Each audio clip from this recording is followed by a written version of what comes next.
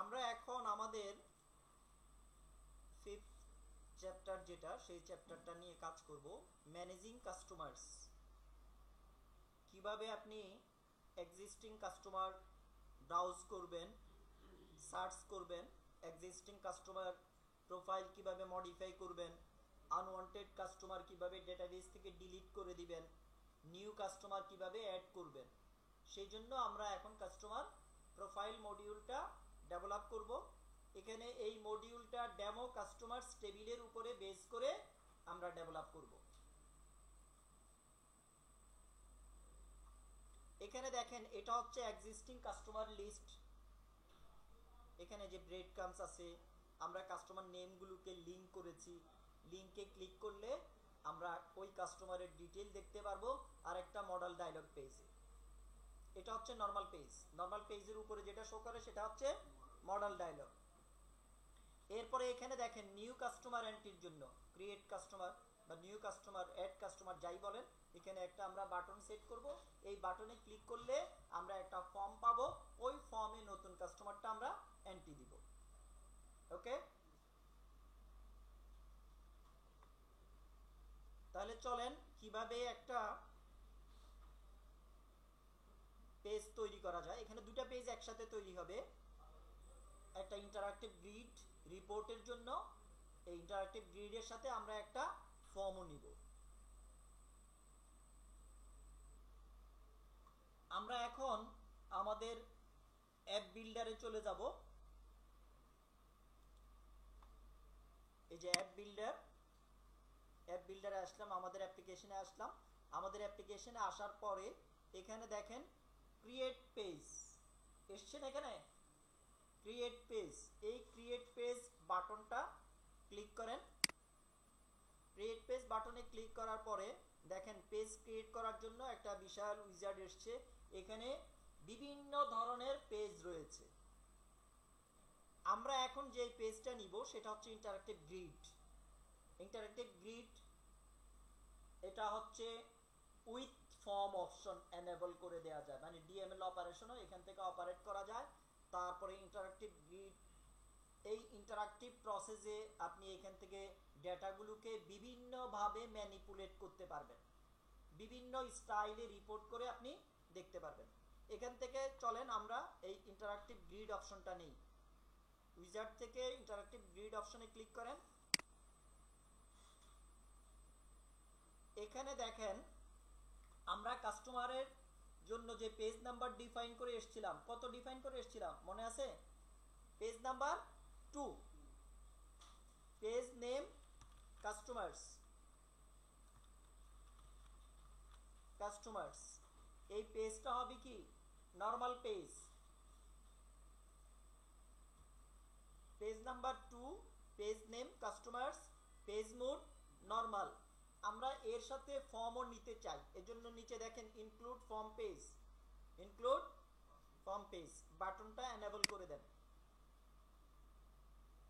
এখানে আপনার বইয়ের সাথে একটু অমিল তৈরি হবে, যেহেতু আমরা লেটেস্ট ভার্সনে আছি। বইটা হচ্ছে 20, আমরা লেটেস্ট ভার্সনের ফিচার ইউজ করেই যাব।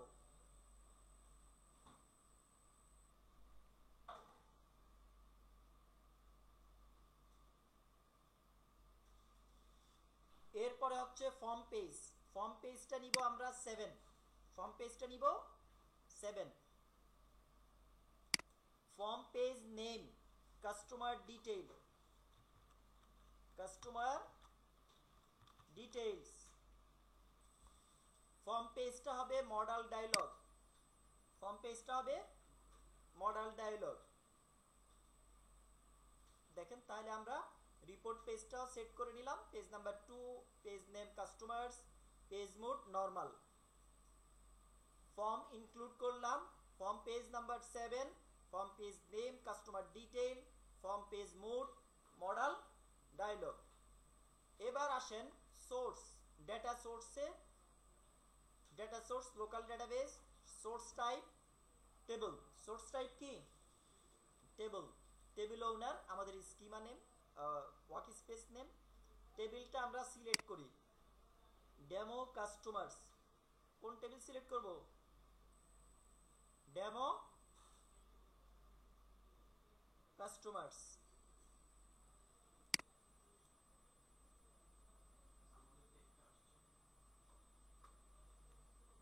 টেবিল হিসেবে আমরা সিলেক্ট করলাম কি ডেমো কাস্টমার্স। এরপরে দেখেন ইউজ ব্রেড কাম, ব্রেড কাম ইয়েস থাকবে। ব্রেড কামের জন্য ব্যাকলিংক, ব্রেড কাম হচ্ছে কি ব্যাকলিংক, ব্যাকে যাওয়া যায়। এই যে এখানে উপরে দেখেন এই যে ব্যাকলিংক দেখায় না, এই যে এখানে ব্যাকলিংক দেখায়, কিন্তু একটু আগে আমরা দেখেছি। আচ্ছা আবার দেখাবো। এরপরে দেখেন নেভিগেশন, এই কাস্টমার পেজের জন্য নেভিগেশন অলরেডি আমরা তৈরি করেছি। যদি তৈরি না করি তাহলে দেখেন navigation create a new entry আমরা তৈরি করেছি, এই জন্য আমরা বলবো map to an existing entry. এখানে ব্রেড কামের প্যারেন্ট হিসাবে হোম পেজ, হোমটাকে সিলেক্ট করে দেন, home breadcrumb parent entry home, back হোমে যাওয়া যাবে। মানে কাস্টমার পেজ থেকে আপনি ব্যাক লিংকে ক্লিক করলে হোম পেজে চলে যাবেন। এক্সিস্টিং নেভিগেশন ম্যাপ করেছেন, এরপরে এক্সিস্টিং নেভিগেশন মেনুটা চিনায় দেন। এখানে কি আছে ম্যানেজিং কাস্টমার্স, ম্যানেজিং কাস্টমার্স। এখন নেক্সট বাটন প্রেস করেন।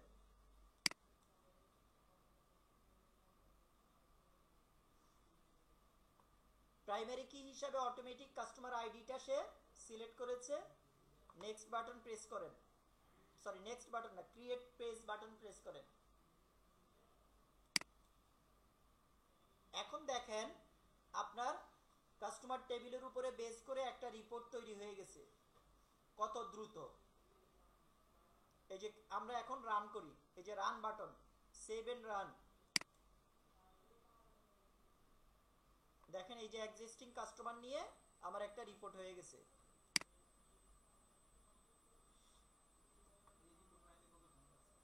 এরপরে দেখেন এই যে এখানে পেন্সিল আইকনে ক্লিক করলে আপনি মডেল ডায়লগে ওই কাস্টমারের ডিটেল পাচ্ছেন এডিট করার জন্য, বা ডিলিট করতে চাইলে ডিলিট করতে পারবেন। আবার ক্রিয়েট বাটনে প্রেস করলে নতুন পেজ পাচ্ছেন নতুন কাস্টমার এন্ট্রির জন্য। এটা তো আমরা ডিফল্ট পেলাম। এখন এই দুটা পেজকে আমরা কাস্টমাইজ করব। এই দুটা পেজকে আমরা কি করব কাস্টমাইজ করব। আমরা এই যে কাস্টমার্সটা এক্সিস্টিং ডেমো কাস্টমার্সের উপরে বেস করে এই রিপোর্টটা তৈরি হয়েছে। আমরা রিপোর্টটা চেঞ্জ করব, রিপোর্টের কোয়ারিটা চেঞ্জ করব। কোয়ারি চেঞ্জ করতে হলে কি করতে হবে, এই যে দেখেন কাস্টমার্স রিজিয়নে ক্লিক করেছি আমি, আপনারা ক্লিক করেন। এরপরে ডান পাশে সোর্স, ডান পাশে কোথায় আসবেন সোর্স, সোর্সে এসে source type table or view আছে, টেবিল অর ভিউর পরিবর্তে এসকিউএল কোয়েরি করে দেন।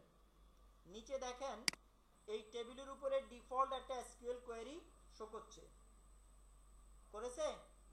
আচ্ছা এখন এই কোয়েরিটা আমরা রিপ্লেস করে দিব। আপনাদের সাথে যে সোর্স কোড শেয়ার করেছি, কোডে দেখেন 5-3-1,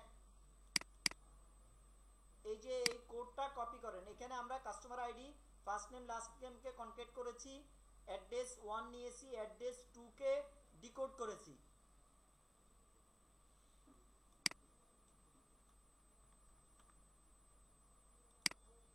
আগের কোয়েরিটাকে রিপ্লেস করে দেন নতুন কোয়েরি দ্বারা। ভ্যালিডেশন চেক করেন, এই যে উপরে ভ্যালিডেশন সাকসেস। এখন সেভ এন্ড রান প্রেস করেন।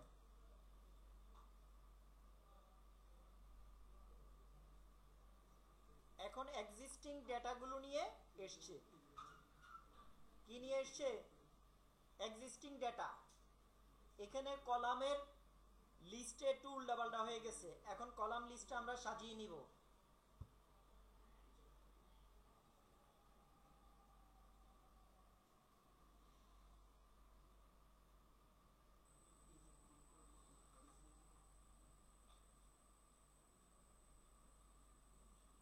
রিপোর্টে আসছেন না,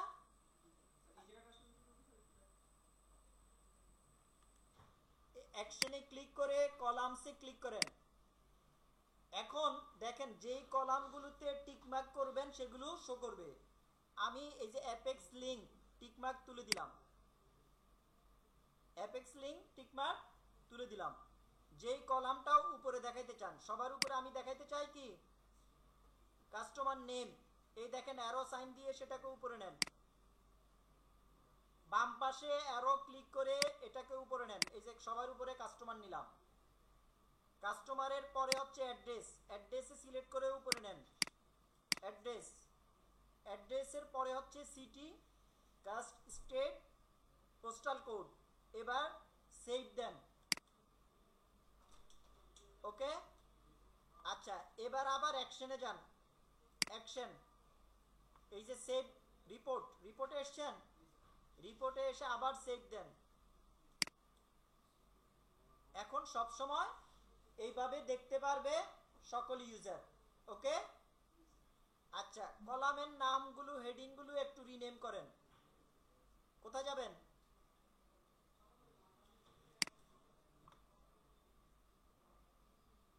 নেম, নেমকে সবার উপরে দিয়ে দিলাম আইডির পরে।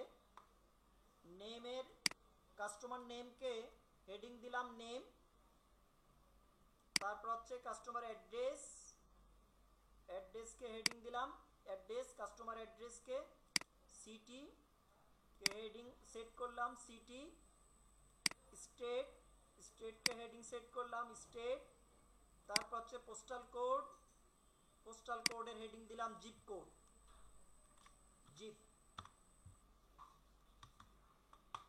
তারপর হচ্ছে সেভ এন্ড রান।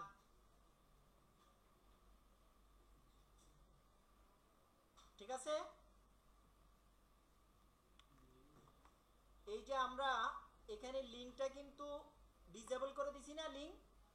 এখন এই কাস্টমার নেমটাকে আমরা লিঙ্ক করব, কাস্টমার লিঙ্কটাকে, কাস্টমার নেমটাকে আমরা লিঙ্ক করব। কিভাবে করবেন? পেজ ডিজাইনারে যান, আমার সাথে সাথে যান পেজ ডিজাইনারে, যে যেখানে আছেন সেটাই স্টপ রেখে আমার সাথে সাথে পেজ ডিজাইনারে যান। কাস্টমার নেমে ক্লিক করেন, নেমে ক্লিক করে টাইপ, টাইপের এখানে কি লেখা আছে দেখেন তো, টেক্সট ফিল্ড। এই টেক্সট ফিল্ডটাকে রিপ্লেস করে লিংক করেন। টেক্সট ফিল্ডকে রিপ্লেস করে কি করবেন? লিংক। লিংক করার পরে নিচের দিকে যান, এই যে নো লিংক, লিংক সেকশনে নো লিংক বাটনে প্রেস করেন। এখানে দেখেন target type page in this application, page number 7, page number 7, clear cache 7। এবার সেট আইটেমস, সেট আইটেমস, সেট আইটেমসে এখানে দেখেন ডান পাশে ব্রাউজ অপশন আছে, ব্রাউজে ক্লিক করেন, ক্লিক করে সিলেক্ট করেন কাস্টমার আইডি। দেখতে পেয়েছেন কাস্টমার আইডি? হ্যাঁ, P7 কাস্টমার আইডি পেয়েছেন। এই P7 কাস্টমার আইডি সিলেক্ট করেন, তারপরে ভ্যালু ফিল্ডে ক্লিক করেন,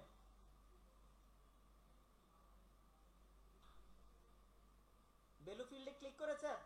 এবার আবার ব্রাউজে ক্লিক করেন, ব্রাউজ ক্লিক করে কাস্টমার আইডি পেয়েছেন, এই কাস্টমার আইডিতে ক্লিক করেন। এবার ওকে প্রেস করেন।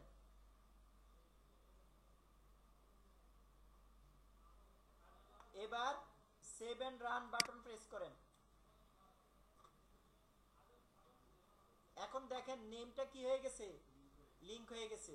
এখন নেমের উপরে ক্লিক করেন, দেখবেন যে আপনার মডেল ডায়লগ পেজটা চলে এসেছে। জি, ওই কাস্টমারের ডিটেল, যে কাস্টমারে ক্লিক করবেন সেই কাস্টমারের ডিটেল আসবে। জি, এইমাত্র সেট করলাম। পেজ 7 তো আমরা আগেই ডেভেলপ করেছি। ওকে, আজকে এখানেই থাকলো, কালকে এখান থেকে আবার শুরু করব।